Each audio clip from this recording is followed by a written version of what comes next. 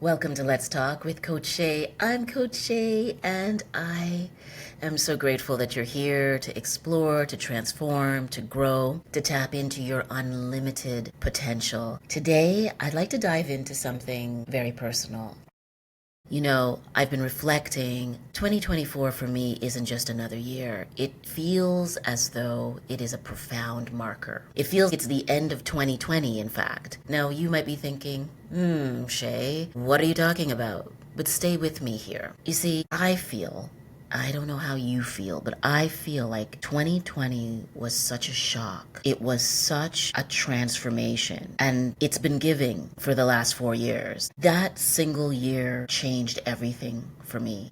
It became a journey, it became a transformation, it became the unfolding of tragedy, it was the beginning of deep grief, and it was life altering. I lost my beloved friend, soulmate, my mother. She was my sister. She was my mentor in ways I did not know until she was gone. She was fun. We enjoyed each other. We laughed a lot.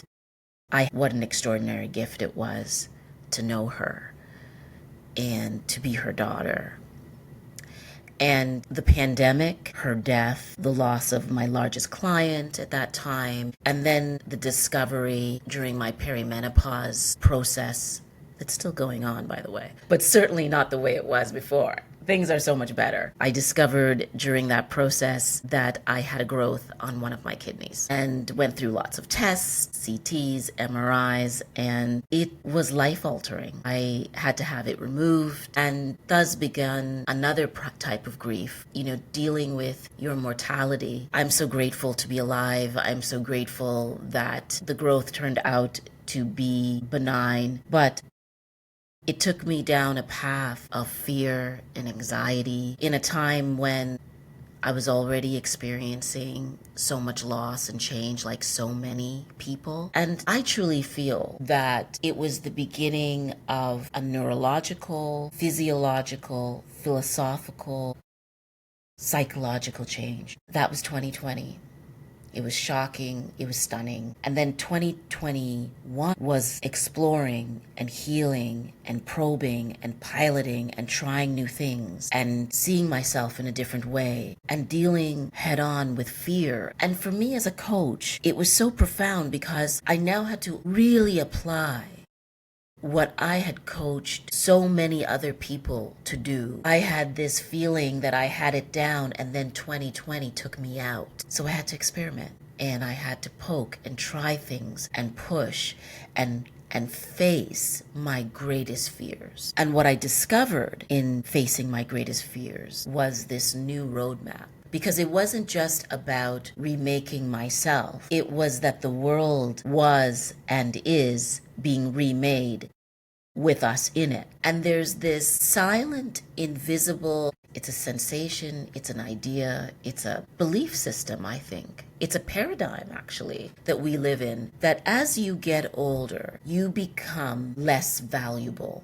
to the society. And for women, and I've coached thousands of women in midlife, so I know this. When you're going through perimenopause that no one tells you really about, I mean, we're talking about it now in 2024, but really it hasn't been talked about before, and nobody prepares you for a 3 to 7 to 10 year process that you may go through before the end of your last period. That it could shake you in ways that it's not just about hot flashes. For me, perimenopause was intense anxiety. It was palpitations. It was fear when I was speaking, something I never had, or I certainly didn't have since my 20s. It was itchy skin and weight gain. I gained 33 pounds between actually 2019 and 2022. It was wild. And I think what really shook me was the rate of change and how many dramatic things happened to me at the same time. And as a coach, I wanted to be truthful. And so I actually withdrew a bit. I withdrew from coaching. Upon reflection, this is what I realized. I withdrew from so many things had hit me, and I had to question the truth of my teaching. And I'm glad I did that, because I always want to come from a place of authenticity when I train, I coach, and encourage others to see what's great in them and to see what's possible in them, and then to create a plan on how to get it. So the second and third year became this probe into making something new. And it was like this unfolding chapter with lots of challenges, everything. I don't know about you, but there are all these challenges. And with every challenge, though, you meet the challenge and then you grow. And then 2023 became about seeing the future, really seeing it, really feeling it in my bones. And as I started to feel it, as I started to see it, as I started to understand my pattern, that my weight gain wasn't just about going through perimenopause, it was about my mind. And as soon as I was so clear about what I wanted, about my vision for my future, as soon as I studied not my weight, not the scale, I stopped weighing myself. As soon as I started to observe the pattern, as soon as I studied the pattern and felt the embodiment of the life I wanted, I tell you no word of a lie, I didn't feel hungry anymore. I felt so hungry in 2020 and 2021. I was so hungry. And I couldn't quite understand that my hunger was not about food, but about life. And as soon as I started to study my pattern and became a scientist of myself, things started to change. The weight started to drop. As soon as I started weightlifting, this one really changed everything. Weightlifting, I think, is so fascinating because, I'm just going to take a sip here. I always used weights in my exercise routines, or when I was training other people in yoga, I always used weights, but I didn't understand the profound transformation that comes with weightlifting, that it's this incredible endocrine system that affects your whole body. It affects your hormones, it affects your brain, the increase of muscle and bone density. It changes everything. 2023 was about unlocking all these biases that I had. It was about unlocking the pattern that used to serve me that no longer served me. And the probing and piloting and testing became a roadmap to building a commitment of accountability to a new life. Society tells us that we are not valuable after a certain age. And the reality is that it's the opposite. You're more valuable. Like, if you just look at it from a point of view of data, you have all these years, decades of data.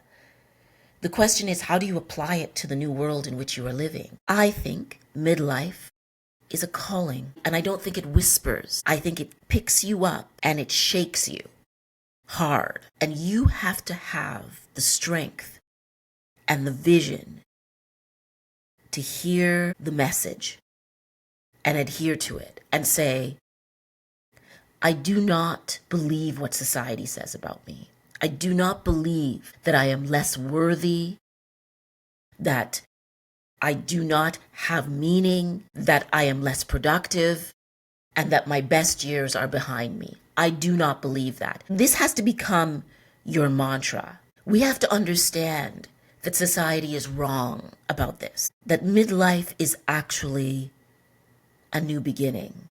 And I think oh my gosh, it's the psychotherapist Jung who said the first 40 years, and I'm paraphrasing here, the first 40 years are learning, are experimenting. with yourself. Longevity is the greatest innovation of our time. Stop thinking that you only have 30 or 40 or 50 years left and start thinking that it is about now, and that I heed the call, that I hear the question, that I get the message, that in fact, that my life is not less valuable. In fact, it is more valuable. And this moment is my moment to grow and become the human that I want to be, to create the success that I truly desire, to learn everything I can, to apply everything I know, to ask every question, to create new possibility for myself. And here's the key. You do not have to throw yourself away. Keep the best of what you have learned. Keep the sensations that drive you. Keep your work ethic and the things you love and all the things that bring you joy. They are worth more than any material thing that you have. Materials can be taken, they can be destroyed, they can be blown up, they can disappear. A bank can own them, but not your mind, not your hope, not your deepest desires, not your internalized strength. We could talk all day about the algorithms of negativity and how they work against us, or we could decide that we are the embodiment of a new algorithm and that our algorithm is designed to succeed in the now. You see, I discovered through the losses, the griefs, the starting over, the probing, the remaking of things, I discovered that I had doubt. Doubt was holding me back.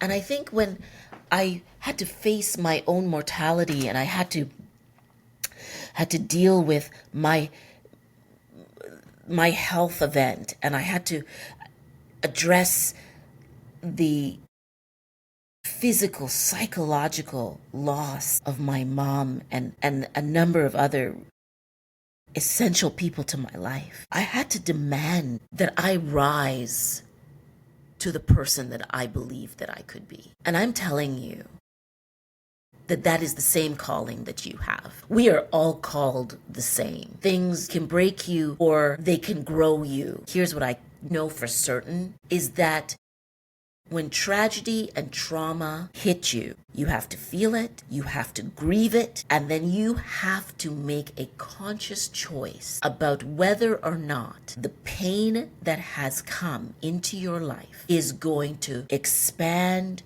who you are or break you into pieces. Now here's the thing, you can break into pieces and still come back together. We have to be unafraid to break. When we break, we unleash what used to be and what we do not need. And then we choose to fight our way back. And I cannot pretend it is a fight. It was a fight to lose 33 pounds after 50. It was a fight to get up and find new clients and rebuild my business and my company. It was a fight when the doctor said, there's a growth on your kidney. We don't know what it is. I had to make a decision that I knew that I was strong and that I was healthy and that I had the capacity to deal with whatever I was facing. And when that happens, you change. Hard things happen to us all, but it is what we do with them. It's what we do with them that changes the trajectory of our life. And so as I look at 2025, I feel it is the beginning of a new year in a way that 2024 and 2023 and 2022 and 2021 were not for me. It took 4 years to remake this woman. I am filled with such gratitude. I am filled with such gratitude for being a human being, because human beings are remarkable. We can sustain and live through extraordinary things and live to tell about it. And you, wherever you are, you have to believe that. You have to make a decision today, in fact, that whatever is against you, whatever you are facing, whatever you are fighting, no matter how hard, no matter how sad, no matter how unprepared you are, no matter how many no's, no matter how much failure, that you stay in the game. And, we're living through a soundbite kind of period.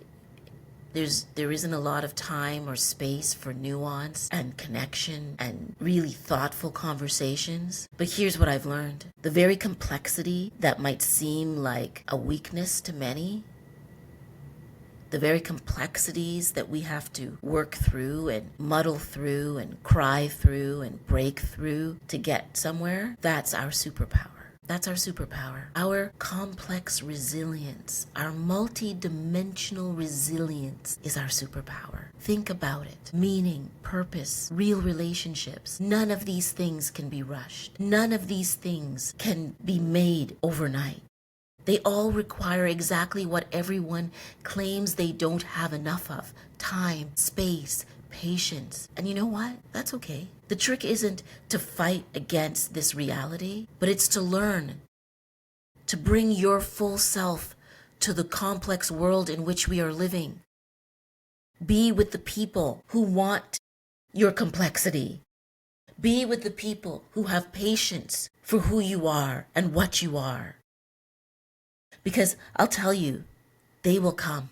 We have to keep moving forward and gravitating towards the best in us and the best around us. So yes, I am excited about 2024.